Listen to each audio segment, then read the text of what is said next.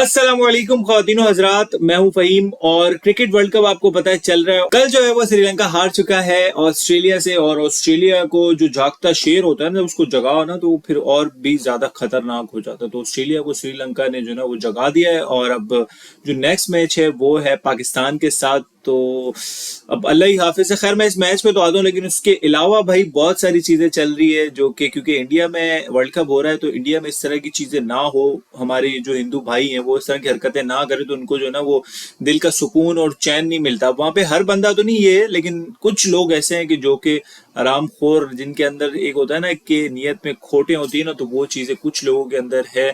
मैं all over people की बात नहीं कर रहा, वहां पे काफी ऐसे लोग भी है जो कि अच्छे हैं, जिस तरह हमने हैदराबाद में देखा। लेकिन उससे भी पहले मैं एक चीज पे आता हूँ कि रवि शास्त्री साहब जो कि इंडिया के कमेंट्रेटर बने फिर रहे हैं, अभी कभी कोच बन जाते हैं, कभी कमेंट्रेटर बन जाते हैं। तो उन साहब ने शाहीन अफरीदी के बारे में कमेंट्री में बैठ के, जो वर्ल्ड कप में कमेंट्री हो रही थी इंडिया पाकिस्तान के मैच में, जिसमें मैंने भी लास्ट वीडियो में बोला था कि यार पता नहीं ये लोग क्या घर की कहानियां वानियां सुनाने बैठ गए, ना कोई मजा ना कोई एक्साइटमेंट। कमेंट्री सुन के कुछ भी मजा नहीं आ रहा था। कमेंट्री सुन के तेंदुलकर और रवि शास्त्री बैठ के घर की कहानियां सुना रहे थे, वकार यूनुस भी उसके साथ बैठे हुए थे।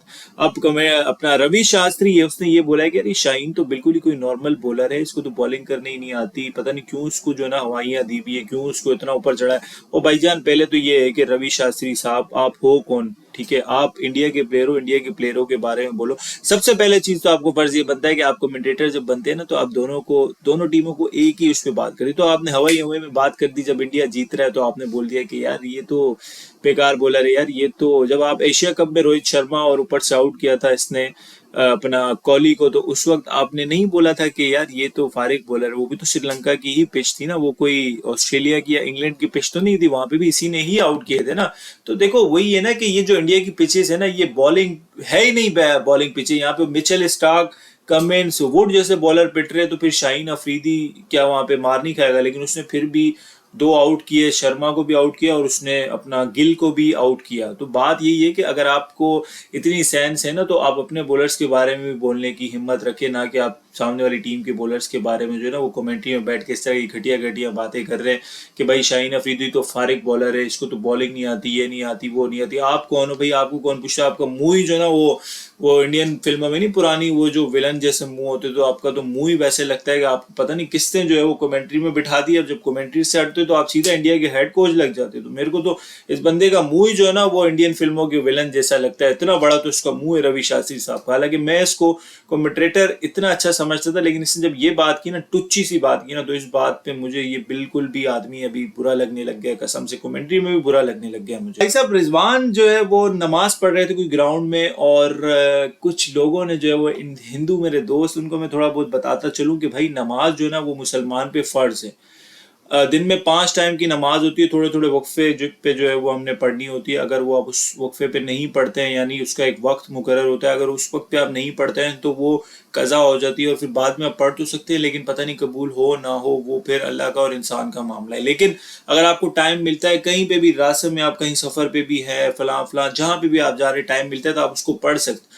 तो रिजवान ने अगर पढ़ ली तो फिर क्या कोई इसमें बड़ा कोई सीन हो गया कि इसमें लोगों ने जो है वो फाइल इसके अगेंस्ट जो है वो कंप्लेन करवा दी और एफआईआर करवा दी। तो मतलब ये होता है इंसान की सोच और मेंटेलिटी के यार, अगर कोई आप किसी के मजहब की आप कोई इज्जत ही कर लो यार, कि अगर आपको नहीं पता उस बारे में, तो आप इस तरह की ये जो मजहब लिहाज की चीजें होती है इस पे आप अपना कमेंट या इस तरह की हरकतें ना करें। तो ये जो है ना, ये हमारे जो हिंदू भाई है ना, ये जो है ना हैदराबाद वाली जो खास तौर पे आवाम थी ना, वो बहुत अच्छी थी। लेकिन खैर मैं हर लोगों की बात नहीं कर रहा, वहां पे ये कुछ लोग हैं जो कि इस तरह की हरकतें जो है वो करना शुरू कर देते। सारे लोग उसमें इंक्लूडेड नहीं है, क्योंकि काफी लोग ऐसे हैं कि जो कि इस चीज को समझते भी है कि नहीं यार, अगर उसको टाइम मिला तो वो पढ़ सकता है। तो अपनी जो है वो मंदिर शंदिर ला के कोई ग्राउंड में कोई रख दिया करो विकेट के पास, ताकि कोई धमशम जो है वो आप लोगों का भी लग जाए। जिस तरह आप लोग करते हो ना वो घुमाते जो, तो आप लोग भी ला के रख दिया करो। तो इसमें क्या बड़ी बात है, कोई मसला थोड़ी है। तो हमने नमाज पढ़ ली, इसमें क्या है? आप लोगों ने जो फाइल अगेंस्ट फायर कर दी रिजवान के, तो ये होती है मेंटेलिटी कि अगर आप वैसे भी जीत रहे हैं, हमने कौन सा कोई, पाकिस्तान ने कौन सा कोई इंडिया को हरा दिया, जो कि पाकिस्तान ने कभी हराना भी नहीं है। 8-0 हो गया है, ये राइवलरी जो है वो चलती भी आ रही है, इसको खत्म करो भाई, कोई अल्लाह का कोई ऊपर से वली भेजे, उसको खत्म करवाए ये राइवलरी को जो चल रही है कि जो इंडिया पाकिस्तान का मैच है ये वो पता नहीं इतना वक्त बर्बाद करके लोग सामने बैठते हैं, आखिरी में होता क्या है, वन साइडेड मैच हो जाता है भाई। फोन वोन भी जो है वो चोरियां होना शुरू हो गई थी वहां पे, जो है वो कोई पता नहीं इंडियन कोई एक्ट्रेस है और जो इंडियन जर्नलिस्ट है, तो बात ये कि क्या वहां पे सारे चोर हैं इंडिया में? हमने तो सुना था यहाँ पे चोर है, पाकिस्तान में चोर ज्यादा है, लेकिन क्या वहां पे इतने ज्यादा चोर हो गए कि वो आईफोन शाईफोन चोरी करने बैठ गए यार? मतलब ये हालत हो गई इंडिया की कि कोई कुछ गिनती के लोग हैं वहां पे जो पैसे वाले हैं, या ये जो बीसीसीआई है सिर्फ यही पैसे वाला है, ये क्या है? बाबर आजम ने कोई शर्ट भी ली है विराट कोहली से, जिसपे जो है वो लोगों ने कोई बहुत ही ज्यादा मजाक और बातें बनाना शुरू कर दी। वसीम अकरम साहब ने भी बोला है कि यार पता नहीं इसको क्या जरूरत थी शर्ट लेने की, और विराट से और वगैरह वगैरह सारे फॉर्मर क्रिकेटर्स वगैरह ने सबने बोलना शुरू कर दिया। तो क्या हो गया भाई?